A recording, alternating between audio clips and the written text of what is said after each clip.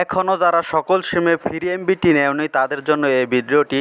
তোমরা কিন্তু প্রতিটি সিমে যে কোনো অপারেটরের সিম হলে তোমরা কিন্তু ফ্রি এমবিটি পাবে। সকলের জন্য এই ভিডিওটি, যারা এখন পর্যন্ত ফ্রি এমবিটি নেওনি তাদের জন্য। এজন্য তোমরা ডায়াল প্যাডে চলে যাবা।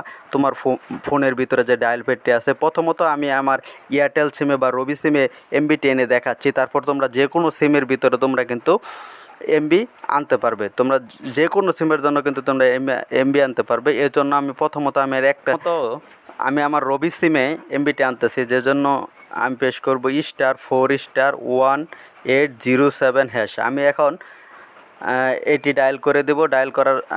এটি ডায়াল করে দিচ্ছি।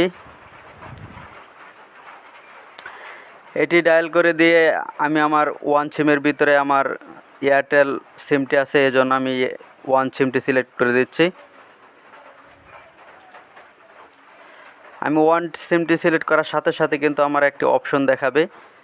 এখান থেকে আমি যদি এটা নিতে রাজি থাকি তাহলে ওয়ান পেশ করতে হবে। আমি ওয়ান পেশ করে দিয়ে দিবে। হ্যাঁ, অপারেশন সাকসেসফুল দেখাচ্ছে, অর্থাৎ আমি কিন্তু এমবিটি পেয়ে গেছি। আপনিও যদি এভাবে ডায়াল করেন আপনি কিন্তু এমবিটি পেয়ে যাবেন। তো তারপর আমরা গ্রামীণ সিমে কিন্তু এমবিটি এনে দেখাচ্ছি। তো গ্রামীণ ফোনের জন্য আবার ডায়াল প্যাডে চলে যাবেন। আবার ডায়াল প্যাডে যে ডায়াল করবেন *12*1*1807#। এটি আবার গ্রামীণ সিমে ডায়াল করে দেবেন। তো দেখেন, আমি কিন্তু ডায়াল করার সাথে সাথেই কিন্তু আমার কিন্তু এমবিটি দিয়ে দিছে।